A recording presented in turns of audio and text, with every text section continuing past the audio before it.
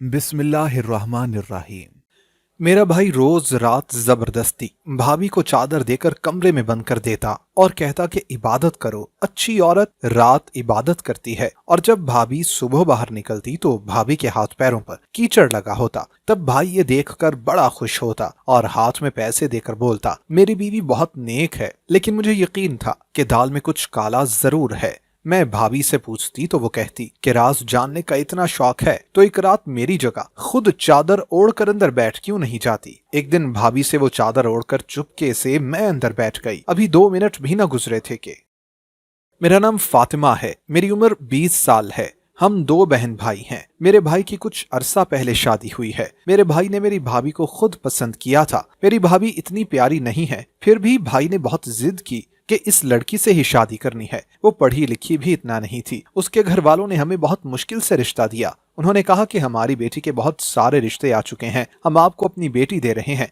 जब रिश्ता फाइनल हुआ मेरा भाई बहुत खुश था। इसी के साथ भाई ने अपना एक और भी कारोबार शुरू कर लिया और जल्द ही शादी कर ली। मेरी भाभी शुरू के दिनों में इस तरह खुश थी कि जैसे किसी कैद से आजाद होकर आई हो, मगर कुछ दिन बाद ही भाभी उदास, परेशान और थकी थकी सी रहने लगी। मुझे समझ नहीं आती कि भाभी ऐसे क्यों रहती हैं। भाई भाभी को मेके भी ना जाने देते। एक दिन मैंने भाई को कहा, आप भाभी को अम्मी अब्बू के पास छोड़ आएं। भाई मुझे गुस्से में कहने लगा कि काम क्या तुम करोगी। मुझे भाई की बात सुनकर झटका लगा, क्योंकि काम तो पहले भी मैं ही ज्यादा करती हूँ, भाभी तो बहुत कम करती हैं। फिर भाई ने कौन से काम की बात की। मैंने भाई से मजीद कुछ न पूछा। मैं छत से नीचे आई। सामने भाभी बैठी हुई थी और काफी परेशान लग रही थी। मैंने भाभी को हैरत से देखा। वो बहुत बदल चुकी थी। पहले से भी ज्यादा उनकी शक्ल ऐसे मुझे लग रही थी कि जैसे वो ही सारा दिन और सारी रात काम करती हों। और भाभी के पास गई और उनसे पूछने लगी, भाभी क्या हुआ है, आप इतनी परेशान क्यों रहती हैं, कोई मसला है क्या। मेरी बात सुनकर भाभी ने नफी में सर हिला दिया, पर कोई जवाब न दिया। अचानक मेरी नजर भाभी के हाथ पर गई, जहां अजीब सा निशान बना हुआ था। मैंने भाभी से पूछा, हाथ पर क्या हुआ है। भाभी ने एकदम से अपना हाथ छुपा लिया और नफी में सर हिलाने लगी।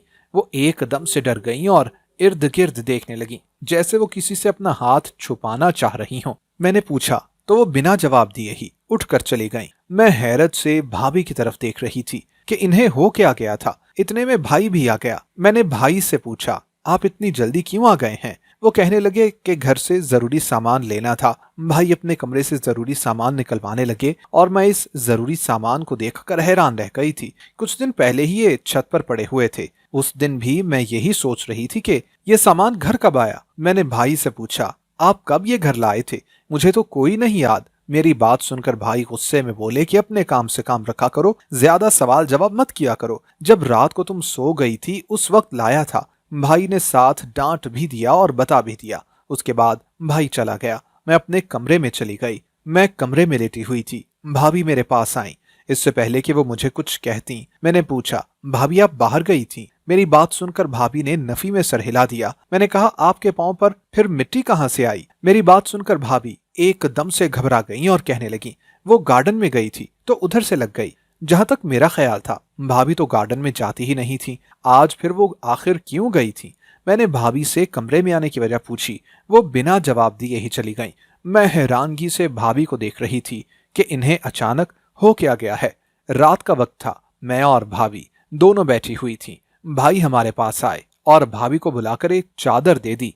भाभी ने आराम से पकड़ ली, ना कोई सवाल किया ना जवाब दिया, जैसे वो जानती हो कि वो चादर उन्हें आखिर क्यों दी गई है। भाई ने भाभी को अंदर जाने का कहा, पर भाभी परेशान हो गईं, जैसे वो अंदर न जाना चाहती हों। भाई ने उन्हें जबरदस्ती ये कहकर भेजा कि अंदर जाकर इबादत करो, अच्छी औरतें रात को इबादत करती हैं। मैं भाई को कभी देखती तो कभी भाभी को, जिन्हें भाई अंदर जबरदस्ती छोड़ आए थे। खुद भाई बाहर ही सो गए। मैं हैरत से उन्हें देखती रही। सुबह जब मैं उठकर अपने कमरे से बाहर आई, भाई बाहर ही बैठे हुए थे। मैं किचन में जाकर नाश्ता बनाने लग गई। नाश्ता बनाने के बाद जैसे ही किचन से बाहर आई, उसी वक्त भाभी भी कमरे से बाहर आ गईं। मैंने भाभी के हाथ और पांव पर कीचड़ लगा देखा। मुझे हैरानगी हुई। भाभी की तरफ देखकर भाई मुस्कुराए और भाभी को पैसे देते हुए बोले, तुम बहुत नेक हो। और मैं हक्का बक्का भाभी की हालत देख रही थी। ये भाभी के हाथ और पांव पर कीचड़ कहां से लगा। मैंने पूछने की कोशिश की, पर मुझे ना भाई ने बताया ना भाभी ने। भाभी की आंखों से यूं लग रहा था जैसे वो पूरी रात ना सोई हों। भाई कहने लगे, इबादत करती रही है, इसी वजह से नहीं सो पाई। मैंने भाभी की आंखों में तैरती नमी देखी। भाभी वहां से चली गईं। मैं उनके पीछे कमरे में जाने लगी। भाई ने कहा कि रुक जाओ, तुम मेरे कमरे में मत जाया करो। मैंने भाई को हैरत से देखा। भाई मुस्कुराते हुए वहां से चले गए। अब मैं भाभी के कमरे में भी नहीं जा सकती थी। भाई ने मना जो कर दिया था, पर मुझे दाल में कुछ काला लग रहा था। मैंने भाभी से पूछा, पर भाभी ने कुछ भी ना बताया। मैं किचन में काम कर रही थी। भाभी मेरे पास आई। मैंने भाभी से पूछा कि आप रात भर क्या इबादत कर रही थी और आपके पांव पर कीचड़ कहां से आ गया था। मेरी बात सुनकर भाभी कहने लगी, कुछ नहीं हुआ। मैंने काफी जिद की। मेरी बात सुनकर भाभी को गुस्सा आ गया। वो कहने लगी कि क्या मसला है, एक तरफ तुमने जलील किया होता है, दूसरी तरफ तुम्हारे भाई ने जलील किया हुआ है। क्या चाहते हो तुम लोग, छोड़ दो। अगर इतने ही सवाल जवाब करने हैं तो मुझे मेरे घर जाने दो, थक गई हूं। नहीं होते मुझसे तुम लोगों के ऐसे। भाभी कुछ कहते कहते रुक गई थी। मैं हक्का बक्का भाभी को देखने लगी, जिनकी आंखों में आंसू थे। मैंने भाभी को चुप करवाया और उनसे फिर पूछने की कोशिश की। मैं जानती थी कि भाभी परेशान है, जिसकी वजह से उन्होंने मुझे ऐसा कहा है। वो किचन से बाहर चली गईं। रात को जब भाई घर आए तो वो काफी खुश नजर आ रहे थे। मैंने भाई को कुछ न बताया, पर भाई के लबों पर अजीब सी मुस्कुराहट थी। हम सब घर वालों को बाहर भी ले गए। ये जिंदगी में पहली दफा था, वरना भाई कभी ऐसे हमें बाहर नहीं लेकर गए थे। वो इन सब कामों को फजूल खर्ची कहा करते थे। फिर अब आखिर क्यों यूं वो बाहर लेकर जा रहे थे। घर आकर भाई ने भाभी को फिर से चादर दी और कहा, अंदर जाकर इबादत करो। मैंने भाभी के हाथ में देखा, वो कुछ छुपा रही थी, जैसे कोई तस्वीर हो। मैंने महसूस न करवाया कि मैंने वो तस्वीर देखी है, पर मुझे हैरत इस बात पर हो रही थी कि वो तस्वीर भाई ने भाभी को आखिर क्यों दी थी। भाभी ने उसका करना क्या था। भाभी आराम से अंदर चली गईं। मैंने भाई के चेहरे की तरफ देखा, जहां गहरी मुस्कुराहट थी, जैसे उन्होंने कुछ बड़ा हासिल कर लिया हो। मैं अपने कमरे में आ गई थी। रात भर सोचती रही कि आखिर भाई क्यों भाभी को ऐसे अंदर भेज देते हैं, खुद क्यों नहीं जाते। सुबह के वक्त तो वो बाहर होते हैं। अचानक किसी ख्याल के तहत मैं बाहर गई, पर बाहर तो भाई ना थे। अंदर से आवाज आ रही थी, भाई और भाभी झगड़ रहे हों। मुझे उनकी बातें वाज़ेह तौर पर सुनाई नहीं दे रही थी। मैं काफी परेशान हो गई कि आखिर हो क्या रहा है।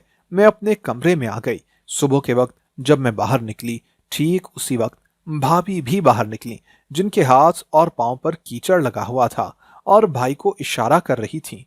उनका इशारा ऐसा था जैसे वो कह रही हों कि मैंने काम कर दिया है। भाई मुस्कुराते हुए भाभी के पास गए और भाभी को पैसे दिए। भाभी ने चादर उतारकर भाई को दे दी।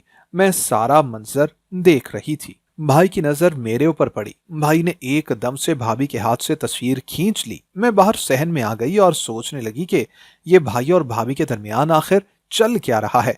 भाभी इतना परेशान रहती हैं, पर भाई के सामने कभी इस चीज का इजहार नहीं किया। वो परेशान है, ये इस घर से जाना चाहती हैं। वो तो भाई के सामने ऐसे फील करवाती हैं कि जैसे वो बहुत खुश हों। पर ये तो मैं ही जानती थी कि भाभी कितनी दुखी हैं जब से इस घर में आई हैं। मुझे इस बात की समझ नहीं आ रही थी कि आखिर भाभी पूरी रात करती क्या हैं और भाई ने मुझे अपने कमरे में जाने से क्यों मना किया। मैंने भी सोच लिया था कि अब मैं भी जान कर ही रहूंगी कि आखिर भाई के कमरे में रात के वक्त भाभी करती क्या है। अगले दिन फिर ऐसा ही हुआ। भाई ने भाभी को छुपाकर एक तस्वीर दी और ये कहकर अंदर भेज दिया कि जाकर इबादत करो। भाभी खुशी से अंदर चली गईं। थोड़ी ही देर के बाद भाई भी चले गए। मैं अपने कमरे में चली गई थी। अगले दिन सुबह के वक्त जब मैं उठी, भाई भाभी पर चिल्ला रहे थे। मैंने बाहर जाकर देखा, आज भाभी के हाथ और पांव पर कीचड़ नहीं लगा हुआ था। भाई गुस्से में कह रहे थे कि किसी काम की नहीं हो तुम, कुछ भी नहीं होता तुमसे, कभी पूरा भी किया है काम। भाई मुसलसल भाभी पर चिल्ला रहे थे और मैं उन्हें देखे जा रही थी। मुझ में इतनी हिम्मत न हुई कि जाकर भाई या भाभी से पूछ लूं कि आखिर हुआ क्या है। मैं अपने कामों में मसरूफ हो गई। सारे काम खत्म करने के बाद मेरी जान ही निकल गई। भाई आज पहली दफा भाभी को कमरे में बंद करके चले गए और कह गए, खबरदार मेरे आने तक दरवाजा खोला किसी ने। मैं तो हैरान ही रह गई कि आखिर भाई ऐसा क्यों करके गए हैं। सारा दिन भाभी के कमरे से कोई आवाज भी ना आई। सुबह से भाभी ने कुछ खाया पिया भी ना था। वो भूखी प्यासी अंदर बंद थी। मैंने 2-3 बार दरवाजे पर दस्तक दी पर कोई जवाब न आया। मैं भी खामोश हो गई क्योंकि अब कुछ भी मेरे बस में न था। न जाने भाभी ने क्या किया था जो उसकी सजा भाभी को मिल रही थी। रात को जैसे ही भाई घर में दाखिल हुए मैंने कहा, भाभी सुबह से भूखी प्यासी है। भाई कहने लगे कि अपनी गलती है उसकी, तुम अपने काम से काम रखो। वो मेरी बीवी है, मैं जो मर्जी करूं उसके साथ, एक दिन भूखा रखूं या 2 दिन, इससे तुम्हें कोई मसला नहीं होना चाहिए। मुझे भाई की बातें परेशान करने लगी। पहले तो कभी भाई ने मुझसे इस लहजे में बात ना की थी। रात के वक्त भाभी कमरे से निकली, उनके हाथों और पांव पर कीचड़ लगा हुआ था। मैंने हैरत से देखा, उनकी आंखें भी लाल हो रही थीं, जैसे वो बहुत ज्यादा रोई हों। भाभी के हाथों और पांव पर लगा कीचड़ देखकर मेरे भाई के लबों पर मुस्कुराहट आ गई और फिर से भाभी को पैसे पकड़ाते हुए बोले, बहुत नेक हो तुम, सीधा जन्नत में जाओगी। मैंने भाभी का चेहरा देखा जहां पर उन्होंने दुनिया जहान की थकन सजाई हुई थी। मैं भाभी के पास गई और उनसे पूछा कि आप सारा दिन कमरे में क्या कर रही थीं? भाभी ने नफी में सर हिला दिया। मैंने फिर से पूछा कि आपके हाथों और पांव पर कीचड़ क्यों लगा हुआ है, प्लीज मुझे बताएं ना। भाभी ने फिर भी मुझे जवाब न दिया और कहने लगी कि तुम्हारे भाई को तो बस अपनी फिक्र है, खुद गर्ज है तुम्हारा भाई, किसी से कोई गर्ज नहीं है, बस इन्होंने अपने मतलब के लिए मुझसे। भाभी ने मुझे मजीद कुछ न बताया। भाई मुझे गुस्से में घूर रहे थे। मैंने वहां से जाने में ही अपनी आफियत जानी। मैं सोचने लगी कि भाभी इतनी प्यारी तो नहीं थी जो भाई ने इतनी जिद करके भाभी से शादी की थी। जैसे रानी बना कर रखेगा, पर वो ना जाने भाभी के साथ ऐसा क्यों करते हैं। आखिर भाभी से वो क्या करवाते हैं, ऐसा क्या है जो भाभी मुझे नहीं बता रही। मैं शाम के वक्त बैठी हुई थी, अचानक मुझे कुछ गिरने की आवाज आई। छत से जैसे कुछ गिर कर टूटा हो। पहले मैं जाने लगी, फिर मैं रुक गई क्योंकि भाई ने मुझे सख्ती से मना किया था कि मैं छत पर ना जाऊं। पर हमारी छत पर तो ऐसी कोई भी चीज न थी जो गिर कर टूट जाती। फिर आखिर क्या गिरा है, मुझे तजस्सुस हुआ। मेरा दिल किया कि मैं छत पर चली जाऊं। उसी वक्त भाभी छत से नीचे आ रही थीं, जो बहुत घबराई हुई थीं।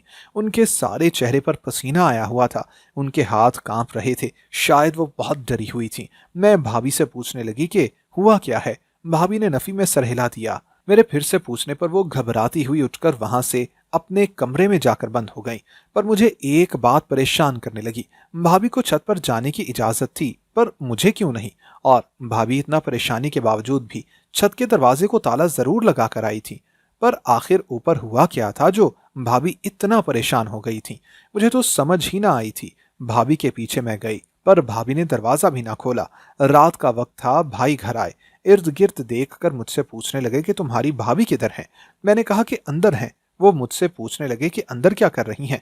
मैंने कहा पता नहीं, छत पर गई थी और ऊपर से फिर मुझे कुछ गिरने की आवाज आई थी, जैसे कुछ गिरकर टूटा हो। उसके बाद से कमरे में बंद पड़ी हुई हैं, न जाने क्या हुआ है। मेरी बात सुनकर भाई के चेहरे पर भी परेशानी आ गई।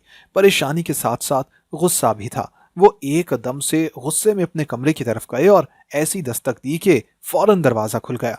भाई ने गुस्से में दरवाजा बंद कर दिया और भाभी से चिल्लाकर बात करने लगे। बंद दरवाजे की वजह से कुछ भी मुझे सुनाई न दिया, पर इतना जरूर पता चल रहा था कि भाभी को बुरी तरह से डांट पड़ रही है। भाई बुरी तरह भाभी पर चिल्ला रहे थे। न जाने अब भाभी ने क्या किया था। मैंने कान लगाकर सुनने की कोशिश की पर मुझे कुछ भी सुनाई न दिया।